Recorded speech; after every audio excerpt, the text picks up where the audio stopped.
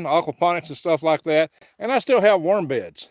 I am still in the process of worm farming. I've had to restart it. So I thought I'd just give y'all a little homestead desert update on these worm beds. Let's see if I can turn this camera around here. Is that the right thing? Nope. Where's the turnaround on this thing? There it is. Everything's different now.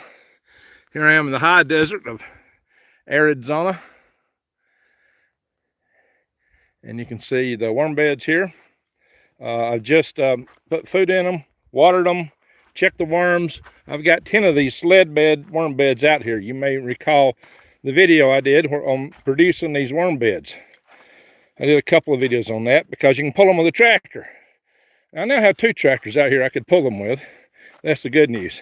Now these covers are to pull over the beds in the daytime. Now it is winter and these beds are fine here. I put worms in these beds, probably November maybe. I forget exactly when I put them in here. And what's happened is that they've actually been breeding. They've been increasing. I got more worms in all the beds I put them, except for this one down here. For some reason, this one bed is deficient in worm population. There's been a collapse, and I don't know why yet. I hope it's not a disease, because unfortunately I wasn't thinking. And I went out here and I broke the compost up. You need to do that every few months. And I use this pitchfork over here to do it. Use this little privy here to bring scraps from the house, scrap food down here, and I feed that to them. And I feed them some of this chicken crumbles here. I don't know if you can see those. Oops. Video didn't like that. And here's Smokey, my cat, down here to check on things. Yeah, Kitty, everything's in order. So, yeah, you've got to turn the beds over every few months, but you need to do it gently. You don't dig like a maniac with a pitchfork or you'll kill your worms. So you got to turn them over very gently. And it was a good chance for me to do a worm population check. Unfortunately, I started with this bed where there's less worms, and I busted them all the way out. And I got thinking about it after, well, if there's some kind of disease in here, I might have spread it. But I've never had a disease in all the years I raised worms. So I'm kind of doubting that's what it is. It's not really the cold, because there's other beds down here that's got less material, like that one all the way down at the end. This one over here, that one don't have a lot of material in it. They're very similar beds, so there's no reason why that one would have collapsed and these not. So the reason I'm live is because I can't download anything from this phone anymore. I got to do some kind of work on it. I would have recorded this and uploaded it, but my phone don't allow me to do that. And this is the only thing I got to record right now outside the house with. I got my camcorder with my phone. And I bought a very expensive Sony camera, which is not working for me right now. That's my house down there, my tiny home, my solar panels. I got a chicken coop right back over there. Smokey the cat right here. And this was my microgreens trailer. I may one day raise microgreens in it again, or I may turn this into some kind of a living room. I haven't fully decided what approach to take. But there's my 2-ton truck that I brought the worm beds out with, all the way from Alabama. And my 1-ton truck is hiding somewhere. Where's she at? I never thought about that much. Like, all right, I'm going to cut my 1-ton truck. Come to think about it, I hadn't seen it. All right, that's a mystery for me right now all at once. There she is. She's way up there, hiding behind the bus. Anyway, we had snow here about a week ago. Just to give you an idea, it's been pretty cold out here. There's still some on the ground here. Where there's a shade, you'll find a little snow here and there. You can see it right there. We got these big juniper bushes out here. And I never knew junipers grew like that till I got out here. They call them trees around here. So, in any event. So that's what I got. I just wanted to share with you guys that these kind of worm beds work real well here. They work well in the winter in Alabama. We had some really cold winter nights. Worms survived them in Alabama. It gets cooler on average here than Alabama. This is the cold part of Arizona, in case you didn't notice. It's not like Phoenix and Tucson, not at all. But these beds have survived. We had a really cold snap here back about a week ago, and they survived. So I think they're going to do well. And I'm hoping to dig a different kind of in-ground bed. and I'll share that with you in the future. All right, let's see what's in the chat room here.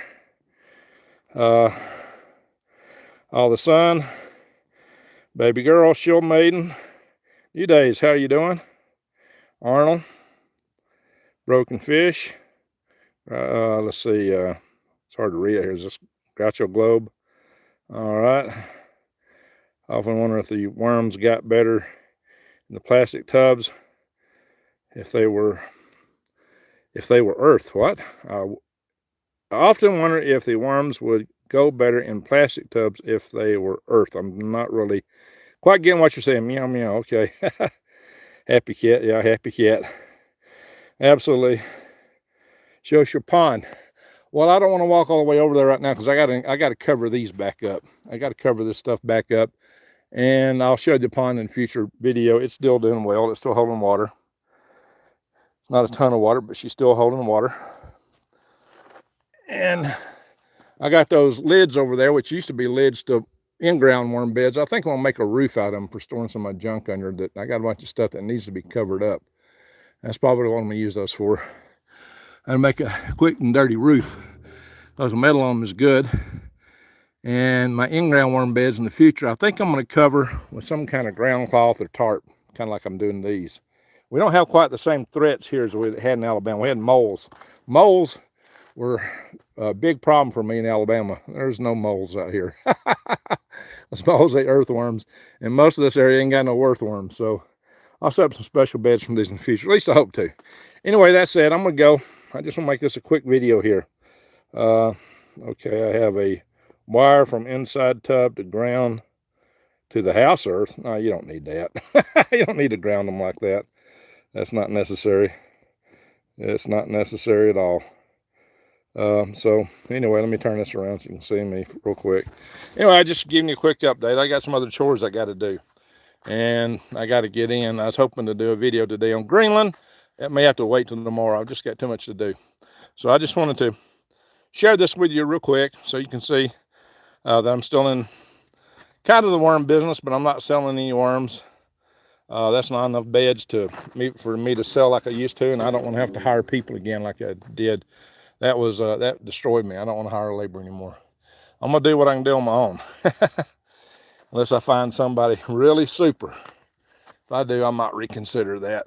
But anyway, that said, my future worm home, I plan to build a couple buildings over here for running them, and I got some areas over behind there I plan to put in worm beds, in ground worm beds. And I might put some over on that side too. I've got to decide on that. So yeah, this is going to be where I put the worm buildings right here. Got the area cleared off for it, and the beds will be back, in-ground beds will be back on the other side. You can see I got my tractor, my geisha mule over here, and a Ford tractor up there on the other side of my bus. I just got to put some hydraulic fluid in. It should be good to go. Got some disc, got a bush hog over here, different things. A lot of junk piled up right now that I brought from Alabama. I got to do something with that. But a lot of it is glass I'm planning to build greenhouses with. So there you go. That's the bottom line. I got some extra metal over here. Might be good for siding metal on the building. Most of that ain't good for roof metal, but it might be good for siding metal. So anyway, there's some good tires there, brand new ones, a bunch of them. That's a long story too. So anyway, just wanted to share that with y'all. I got to cover these beds up and get back to it. So I just want to say thank y'all for watching, sharing my videos. And I'm still debating on turning this channel back into a homestead channel and putting the news on Soilhead News. I'm debating that. I hadn't made a final decision on that. So for that reason, I want to include a little homestead video every now and then here. And we'll see how it does. Thank y'all for watching. Then I'm going to say, Greg out.